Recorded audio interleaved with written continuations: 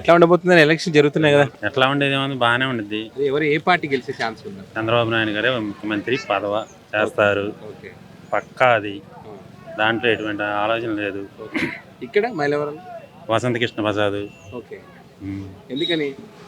ఎందుకనంటే కృష్ణప్రసాద్ గారు అభివృద్ధి చేయాలని ఆశపడుతున్నారు. ఆ ముఖ్యమంత్రి గారు ఆయనకి నిధులు రానివ్వట్లా. మరి రానిచ్చినప్పుడు అభివృద్ధి చేయలేడు కదా. ఆయన ఆశ ఓ పేరు సంపాదించుకుందామని ఆశ, అంతే తప్ప ఆయనకి ఈ పార్టీలో వస్తే పని చేయగలనని వచ్చారు. మైలవరంలో ఏ పార్టీ అభ్యర్థి ఎమ్మెల్యేగా గెలిచే అవకాశం ఉంది? వసంత కృష్ణ ప్రసాద్ గారు. ఎందుకని? ఎందుకనంటే 2019 నాటి రాజశేఖర రెడ్డి మా కొడుకు జగన్మోహన్ రెడ్డి ఒక ఛాన్స్ అనే పేరుతో శాండ్ కాడి నుంచి మైన్ కాడి నుంచి అంతా ఇది ఏది అభివృద్ధి లేదు.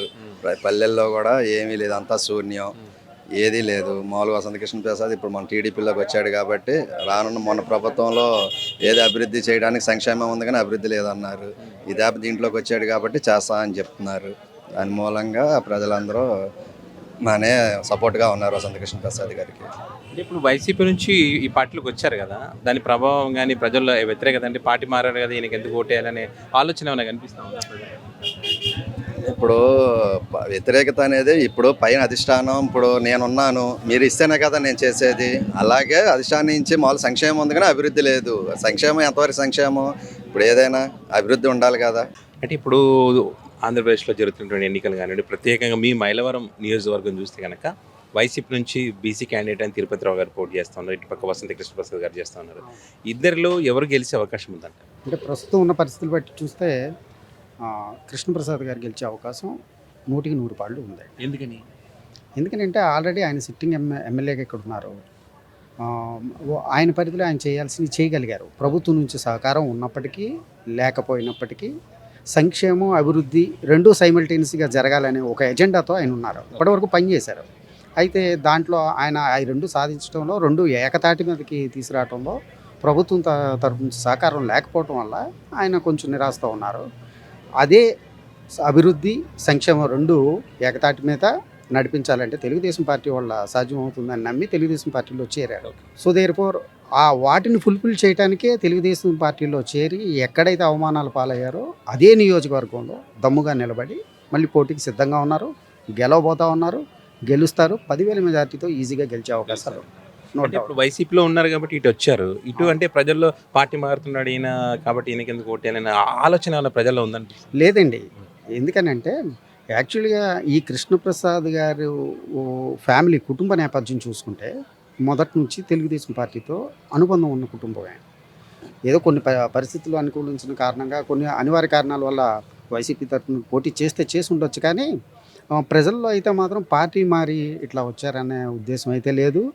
ప్రజల్లో ప్రభుత్వం పట్ల 100% వ్యతిరేకత ఉంది.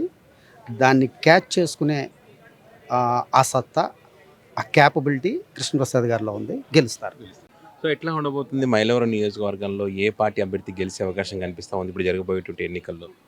ఇప్పుడున్న విధి విధానంలో అండి, ఇప్పుడు మాకు వచ్చిన వసంత వెంకట కృష్ణ ప్రసాద్ గారు అయితే 50,000 మెజార్టీతో గెలవబోతున్నారండి. ఎందుకని అంత 50,000 మెజార్టీతో చెప్తున్నారు? ఎందుకంటే ఆయన గత ప్రభుత్వంలో వైఎస్ఆర్ ప్రభుత్వం ఉన్నప్పుడు పేదలకు చేయాలనే సంకల్పంతో బయటకు వచ్చిన ఆయన పని చేద్దామనే లోపల ఆ పార్టీ వాళ్ళ పని చేయనీయకుండా, పేదల దగ్గరికి వెళ్ళనీయకుండా అడ్డుపడ్డ సంఘటనలు మేము చాలా చూసామండి.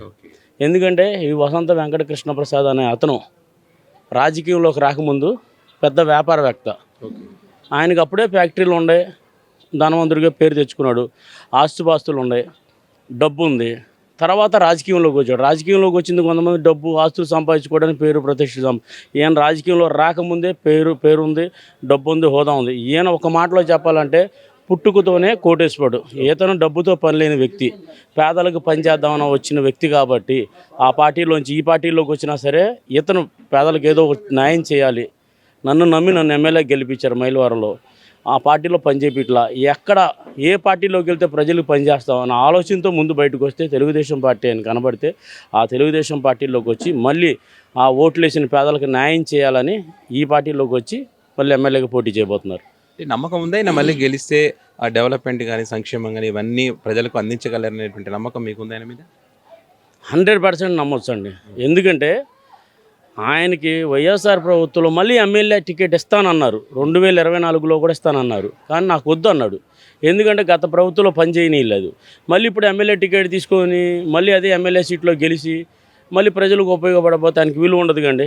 ఆయన అర్థం చేసుకుని బయటకు వచ్చి పేదలకు పని చేస్తాను అని సంకల్పంతో ఉన్నాడు కాబట్టి కన్ఫామ్గా ఆయనే రేపు ఇక్కడికి వెళ్ళబోతున్నాడు.